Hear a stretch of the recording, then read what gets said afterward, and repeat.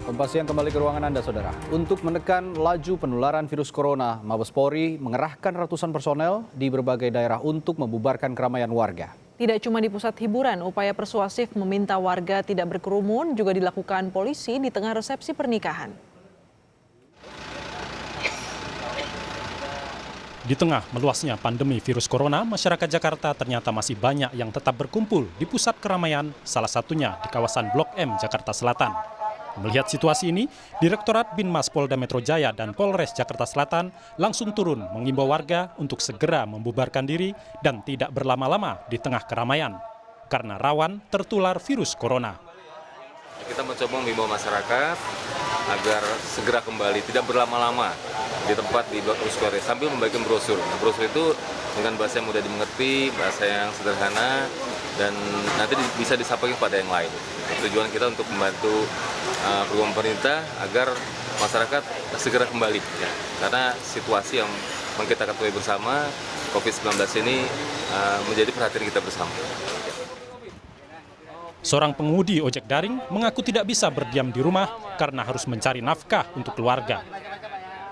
Gini ya, kalau kita kan sebagai pekerja harian, ya, dimana kalau kita kerja baru kita bisa dapat uang untuk kebutuhan di rumah, anak istri makan lah gitu. Kalau misalkan kita untuk tetap di rumah aja, itu pasti nggak bisa, karena nggak ada pemasukan. Karena saya sendiri juga sebagai tulang punggung keluarga.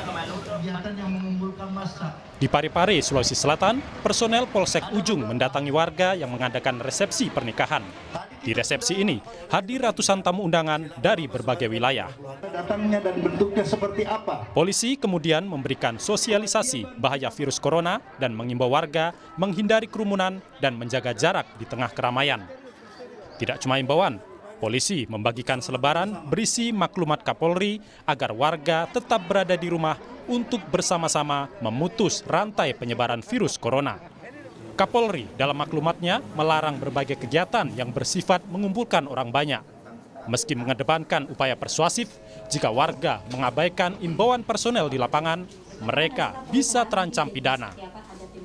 Jadi apabila ada masyarakat yang membandel, yang tidak mengindahkan perintah personil yang bertugas untuk kepentingan negara, untuk kepentingan masyarakat, bangsa dan negara, kami akan proses hukum dengan pasal 212 KUHP. Virus corona terus meluas di berbagai wilayah di Indonesia. Hingga 23 Maret, kasus positif virus corona di Indonesia berjumlah 579 kasus.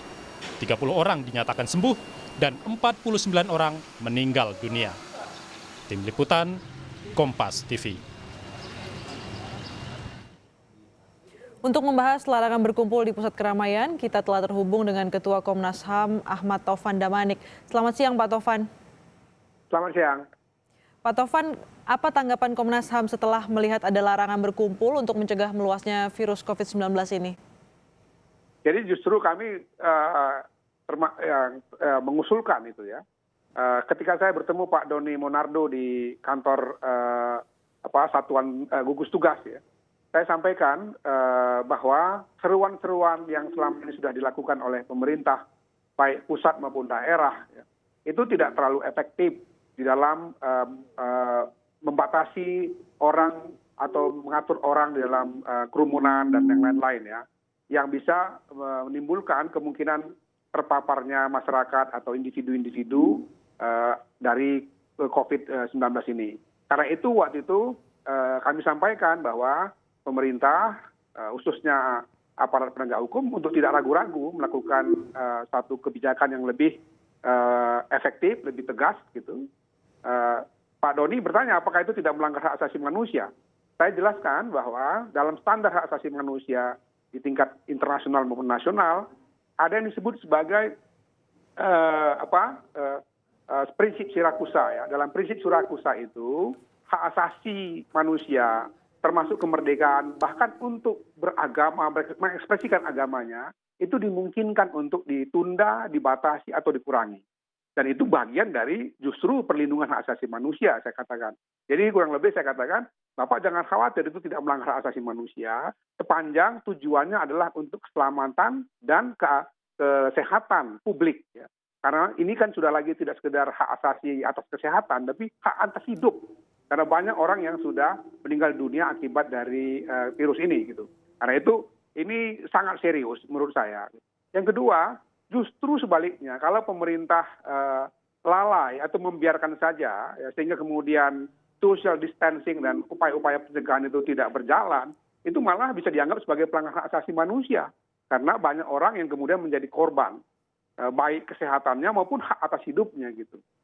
Pak Doni senang sekali dan meminta saya untuk konferensi pers bersama beliau, dan disitulah saya sampaikan dengan tegas bahwa Komnas HAM mendukung langkah-langkah yang tegas, lebih progresif, terutama karena kebijakan yang diambil sekarang ini social distancing, maka seluruh protokol-protokol yang terkait dengan social distancing itu harus dipenuhi. Misalnya jangan ada kerumunan, baik kegiatan yang bersifat ekonomi, sosial budaya, maupun kegiatan keagamaan. Pertanyaan beliau waktu itu bagus, bagaimana kalau seandainya sampai itu terkait dengan kegiatan keagamaan? Saya katakan itu tidak melanggar hak asasi, tapi perlu dipertimbangkan aspek hukumnya. Makanya waktu itu saya katakan, kalau Bapak mungkin belum terlalu yakin dengan Undang-Undang Nomor 6 Tahun 2018, yaitu soal kekarantinaan kesehatan atau KUHP dan lain-lain, bisa saja Bapak Presiden kita minta untuk mengeluarkan Perpu atau aturan-aturan hukum yang kuat, sehingga kemudian aparat penegak hukum kita, polisi kita terutama, ketika dia melakukan pembubaran atau katakanlah sampai tindakan yang memberikan sanksi, itu kemudian tidak dianggap sebagai suatu tindakan yang melawan hukum. Gitu. Berbicara Gitu. soal sanksi, Pak Tovan, ini yang sekarang dilakukan masih upaya persuasif, meski nanti bisa bertindak tegas dengan ada pasal pidana bagi para pelanggar maklumat atau yang masih juga melakukan perkumpulan. Nah, menurut Anda bagaimana ini bisa dilakukan? Ya, pertama tadi saya katakan harus ada alas hukum yang kuat. Ya. Tadi saya tanya waktu itu kepada Pak Doni, apakah Bapak yakin dengan Undang-Undang Nomor 6 2018 itu sudah bisa? Beliau waktu itu bilang yakin. Ya, ada pasal mengenai kalau orang melanggar aturan-aturan kekarantinaan wilayah misalnya sebagai contoh, atau yang lain-lainnya, itu bisa dikenakan tindak pidana.